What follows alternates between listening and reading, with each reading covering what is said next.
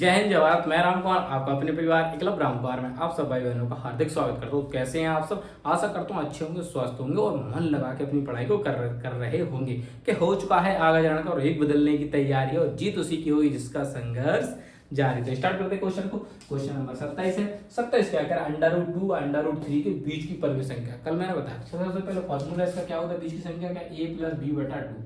तो हम मान लेते हैं √2 का मान कितना होता है आप में 1.4142 होता है। ये मान याद होना चाहिए। √3 का मान पूछो आपसे तो आपको जुबान पे 1.7320 जी। आपको मान बिल्कुल मौके याद होना चाहिए। √2 का मान मुझे 1.414 मतलब 1.4142 ऐसे याद किए मैंने मतलब ट्रिक से, और इसका 1.7320। ठीक है, तो इस तरीके से अब कुछ नहीं तो इन्हीं का मान रखो। ए का मान कितना 1.4142 प्लस √3 का मान 1.7320 बटा कितना 2। मैंने कहा इन सबको ऐड कर लो, तो ऐड करेंगे तो कितना आ जाएगा 2। 2 और 2 आ गए, 2 और 4 जोड़ेंगे तो 6 हो जाएगा।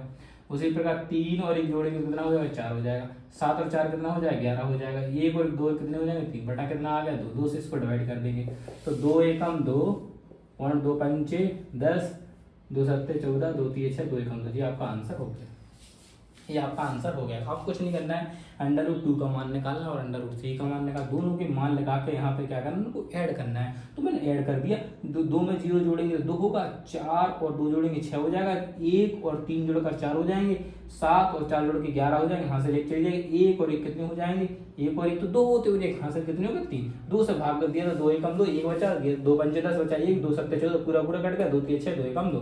तो ये आपका आंसर आ गया क्रमशः। ठीक है, आशा करता हूँ आपको समझ में आ गया क्वेश्चन। अब बात कर लेते क्वेश्चन नंबर 28 की। 28 जो क्वेश्चन मैंने कल भी कराया था ऐसा, लेकिन फिर भी चलो बच्चे कमेंट करते नहीं भैया समझ में नहीं आता, मैं चलो ठीक है एक बार बता देता हूँ। चलिए सिर्फ आपको सब समझ में आता है ये गणित में। 28वां क्वेश्चन, संख्या 3 - √7 कोष्टक 3 + √7 का प्रसार कीजिए। सबसे पहले इस वाले क्वेश्चन को हल करने से पहले आप ये देख लिया होगा ऐसा क्वेश्चन लिखा हो, इन दोनों के बीच में काय का चिन्ह गुणा का चिन्ह, और देखो 3 √7 3 और √7 लिखा हो, बस इन दोनों के बीच में प्लस माइनस का अंतर दिख रहा है आपको। दिख रहा है कि एक जगह माइनस का चिन्ह है, एक जगह प्लस का चिन्ह है। तो ये समझ लो कि a² - b² का फॉर्मूला इसमें लगा सकते हैं आप। और अगर आपका मन नहीं है तो आप नहीं लगा सकते, आपकी मर्जी। मैं तो लगा के आपको दिखा देता हूँ उसमें। जैसे कि 7 यहाँ भी कितने लिए 7, तो हम मान लेंगे a बराबर कितना मान लिया हमने 3 और b बराबर मान लिया √7 मान लिया हमने। क्या कर लिया माना। तो अब एक छोड़ मान लीजिए, तो ये 3 की जगह क्या लिखना a और इसकी जगह b, इसकी जगह क्या लिखना a, इसकी जगह प्लस के b। तो a - b और a + b फॉर्मूला किसका होता है a² - b²। अब मानो को क्या कर दो यहाँ प्रतिस्थापित कर दो। मानो क्या कर दो प्रतिस्थापित, a की जगह कितना लिखना है 3 लिख दो, माइनस b की जगह क्या लिखना √7 तो √7 लिख दो और स्क्वायर। तो स्क्वायर से √ कट जाएगा। 3 का वर्ग कितना होता है आप कहेंगे 3 का वर्ग तो 9 होता है। 3 का वर्ग कितना होता है 9 होता है, और 7 का कितना होता है हट गया तो कितने बचे यहाँ पे आप कहेंगे 7 घटे तो कितना बचा 2। 2 कैसी होती है परमीय संख्या होती है। 2 कैसी होती है परमीय संख्या है। 2 क्या है परमीय संख्या है। 2 क्या है परमीय संख्या है। अब आपको भैया बिल्कुल सही है, मैंने कहा हाँ बिल्कुल सही। a² - b² होता है, 3 का वर्ग 9 √ 7 हो गया और 9 में 7 घटेंगे 2 बचेंगे। 2 क्या है परमीय संख्या है। तो इस प्रकार से क्वेश्चन को हल करना था और इसमें कुछ नहीं, एक बार फिर समझ लीजिए। अगर आपको ऐसे नहीं आता है तो कई साथी क्या करते हैं इन दोनों का मल्टीप्लाई कर लेते हैं। मल्टीप्लाई 3 का गुणा करोगे 3 का 9 होगा, और 3 का इसमें क्या होगा 3 √7 प्लस का करोगे 300 से ये कट जाएगा √2। तो वही क्वेश्चन है कि a - b a + b। तो मैंने a बराबर 3 और b बराबर 7 मान लिया, तो a की जगह a लिख दिया, इसकी जगह b लिख दिया, इसकी जगह a लिख दिया, इसका √7 की जगह b लिख दिया। तो ये फॉर्मूला क्या होता है a² - b²। तो a की जगह √3 लिख दिया, b की जगह प्रतिस्थापित कर दिया मानों को। 3 का वर्ग 9 और √7 से मतलब √2 से क्या करता है √ कट जाएगा। 7 9 से 2 घटा तो इसमें 7 में सॉरी 2 घटा तो इसमें 9। चलिए क्वेश्चन नंबर 29, अब इसको समझना है आप। अब क्वेश्चन नंबर 29 क्या कह रहा है कि सिद्ध कीजिए कि एक परमीय संख्या, कैसी संख्या हुई है परमीय संख्या। परमीय संख्या का दशमलव निरूपण, क्या दशमलव निरूपण, या तो क्या होगा शांत, या तो शांत होता है या तो अशांत या आवृत्ति होता है। ठीक है, पहले हमने मान ली परमीय संख्या 2/5। एक हमने मान ली परमीय संख्या क्या है हमारे पास, एक हमने मान ली परमीय संख्या क्या है हमारे पास 2/5। आपका ये परमीय संख्या कितनी है आपकी 2/5 है। और एक इधर मान लेते हैं 1/7 दूसरी,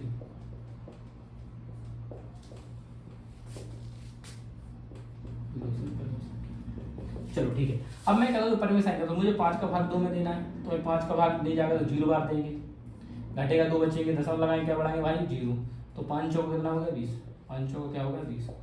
तो अतः सिद्ध हुआ इसका दशमलव निरूपण, इसका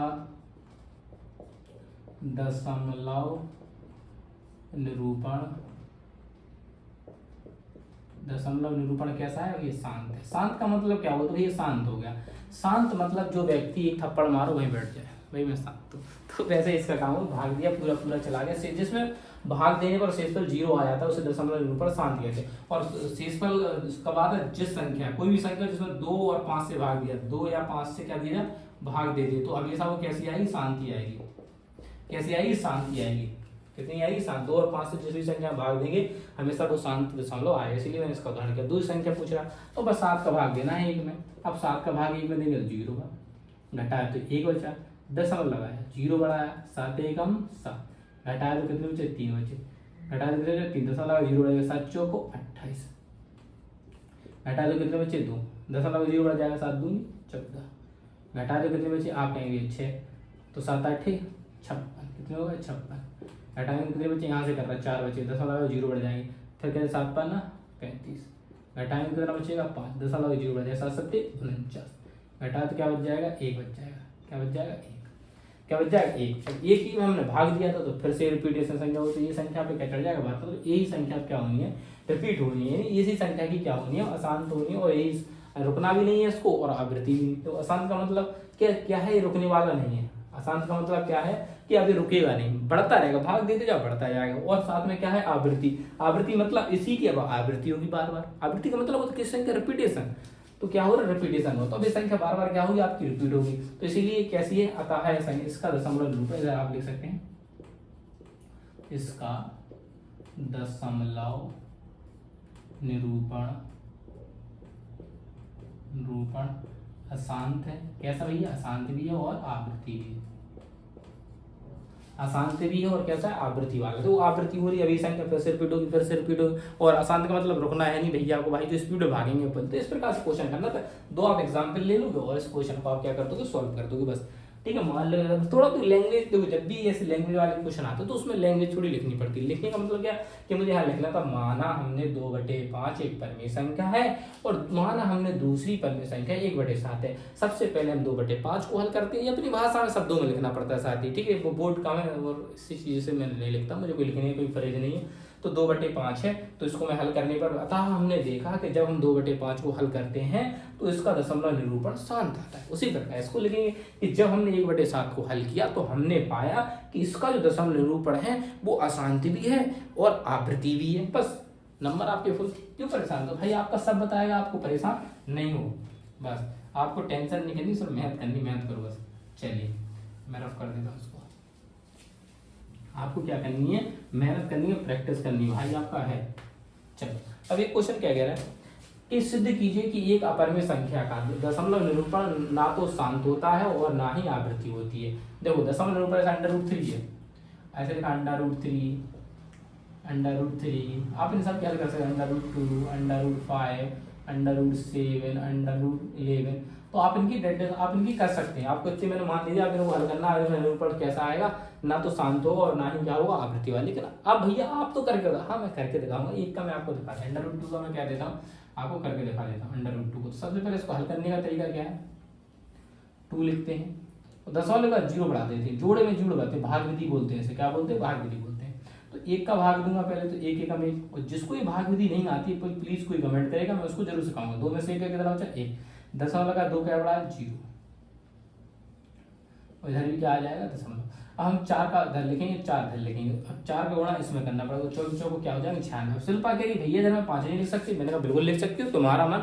अगर बेटा यहाँ 5 लिखोगे तो 5 यहाँ भी लिखना होगा, 5 का इस पूरे में गुणा हो तो 25 5 125 होते। भैया हमारे पास माल है 100 और हम 125 ग्राहकों को बुलाए तो कोई मारेगा है ना, तो ऐसे ही है। तो हमेशा कम बार भाग दिया जाता है जिससे कोई हम पे उंगली ना उठा पाए। अब घटाएंगे तो कितने बचेंगे, आप कहेंगे भैया घटाएंगे तो 4 बचेंगे, मैंने कहा फिर जोड़े में 0 उतरेंगे। अब 4 और 4 जोड़कर कितने हो जाएंगे, आप कहेंगे 8 हो जाएंगे और 2 जाएंगे। अब मैं कितनी बार भाग जाए, आप कहेंगे 1 बार जाएगा, तो 1 यहाँ लिखेंगे और 1 यहाँ, 2 से 81 हो जाएंगे। मैंने कहा भैया आप घटा दीजिए, जैसे आप घटाएंगे 10 में से 9 होगा 1 और 9 में से 8 गया 1 और 3 में से 2 होगा 1 और एक और एक कितनी, जो संख्या हम भाग जो लास्ट में लिखते उसी को जोड़ते हैं। एक और एक लिख कर 2 8 2, अब दशमलव लगा है तो 2 जीरो बढ़ेंगे, 2 जीरो बढ़ेंगे, भाग कितनी बार जाएगा, 4 बार जाएगा। कितनी बार जाएगा, 4 बार जाएगा। 4 का 4 इधर लिखेंगे, 4 गुणा करेंगे, 4 चौको 16, 4 दूनी 8 और 1 9, 4 अट्ठे 32 और 1 32 ही रहेंगे, 4 दूनी 8 8 3 11, हटा दीजिए, करेंगे 4 बच रहे हैं और 9 में से 9 में 0 बच रहा है और 8 में से 2 गए तो कितने बच रहे हैं, 6 बच रहे हैं। तो 604 आ गया। फिर इसमें भाग देंगे तो भाग ऐसे चलता चला जाएगा। भाग ऐसा क्या करता है, इसको बढ़ते चले, रुकने वाला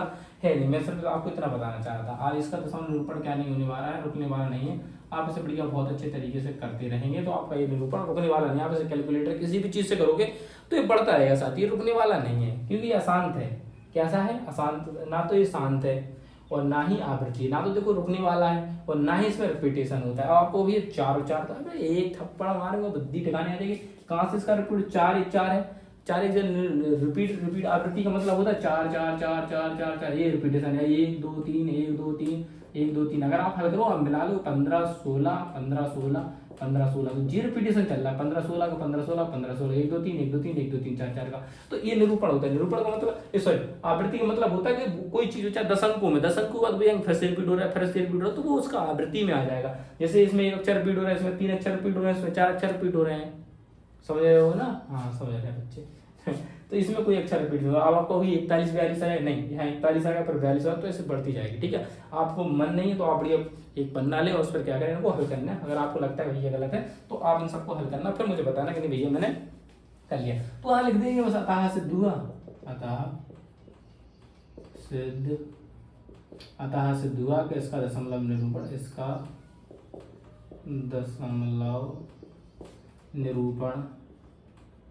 दशमलव निरूपण अशांत, कैसा है, ना तो शांत है, ना तो शांत है और ना ही आवृत्ति, ना तो शांत और ना ही इसमें क्या है, आवृत्ति। ये वाला क्वेश्चन आपको इस तरीके से करना था। आशा करता हूँ आपको क्वेश्चन बहुत अच्छे से समझ में आ गया होगा। अब चलते हैं नेक्स्ट क्वेश्चन की ओर, 31वां लास्ट क्वेश्चन है। ठीक है, आप प्रैक्टिस करना चाहते हो तो प्रैक्टिस आपको बहुत आगे लेके जाएगी, प्रैक्टिस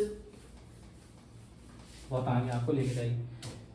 अब क्वेश्चन क्या है कि सिद्ध कीजिए कि एक संख्या रेखा पर प्रत्येक बिंदु एक सकल वास्तविक संख्या, तो हमने माना वास्तविक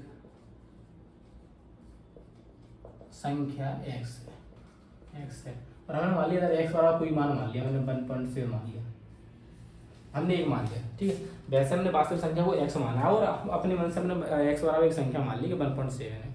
कोई दिक्कत, साथ मान सकते हो, आपका जो भी मनवा मान सकते हो। ठीक, आपने मान लिया। अब आप कहेंगे भैया आप क्या होगा, तो मैंने कहा सबसे पहले एक बिंदु, मतलब एक रेखा रहेगी, एक क्या रहेगी, रेखा जिसमें रहेगा a और ये क्या रहेगा आपका b। तो इन दोनों के बीच की जो ए बी, मैं मतलब ए बी बराबर क्या है आपका x, तो ए बी की जो दूरी है वो कितनी हो गई, x हो गई आपने। ठीक है, क्या हो गई, ए बी सी की दूरी क्या हो गई a, और ओ से लेके बिंदु यहाँ पर ये मध्य बिंदु मान लिया, मतलब ए ओ से बी की वो पॉइंट हो गया, इसको और लाइन बना कर।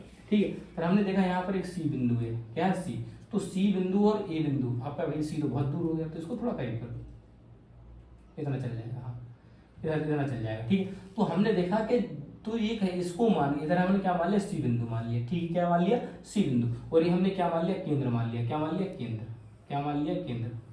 तो यहाँ से चाप लेनी पड़ेगी, चाप प्रकार का इस्तेमाल करना पड़ेगा। क्या करना पड़ेगा, हमें प्रकार का इस्तेमाल करना पड़ेगा। यहाँ पर क्या मान लिया हमने, डी बिंदु मान लिया, और ई क्या हमारा सर्कल है, जिस सी से हमने क्या मान लिया, एक सर्कल मान लिया।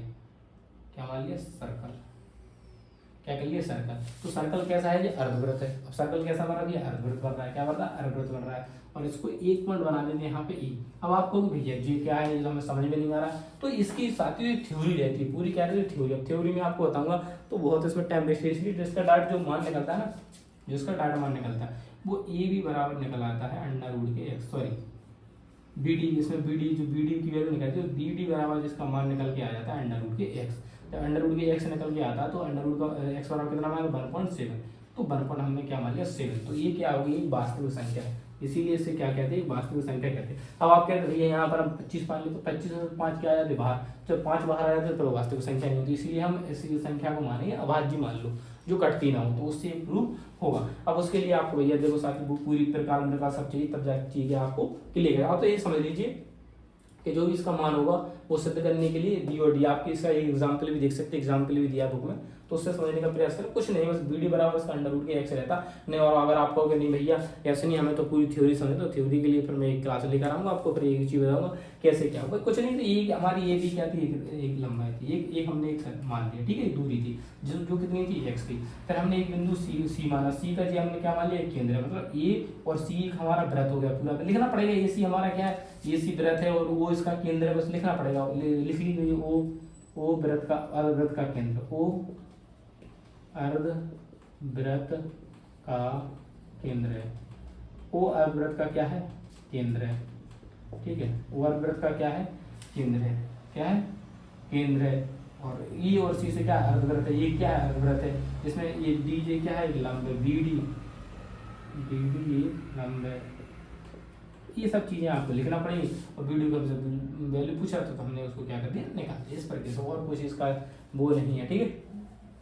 कोई दिक्कत है, कोई दिक्कत देखो कुछ नहीं, इसका कहने मतलब देखो ये कि जो एक्स यहाँ था वही एक्स यहाँ जाएगा, ठीक है, जो एक्स यहाँ था वही एक्स आ जाएगा। हम मुझे क्या सॉरी इसकी तो हम वैल्यू ज्ञात करनी है, क्या करनी है, वैल्यू ज्ञात करनी, मैं आपको बता दूंगा। अगर आपको लगता है वे इसकी पूरी थ्योरी में नहीं समझा था कि बी डी बराबर जो ही मान रहता है वो अंडर रूट बी डी बराबर अंडर रूट एक्स रहता है, एक्स बराबर कुछ ही मान देगा वो हम इसमें लिख सकते हैं, ठीक है, डाटा ऐसे करके और 2-3 लाइनें लिखकर, ठीक है। बाकी कोई भी डाउट अगर आपका रहता है तो आप प्लीज कमेंट करिए। अगर आपको इस क्वेश्चन को लेकर डाउट रहा तो फिर भी कमेंट करिए, आपको भाई फिर से इसको आपको और अच्छे तरीके से आपको बताने का प्रयास करेगा, ठीक है। और कोई भी डाउट होता है तो प्लीज कमेंट करें।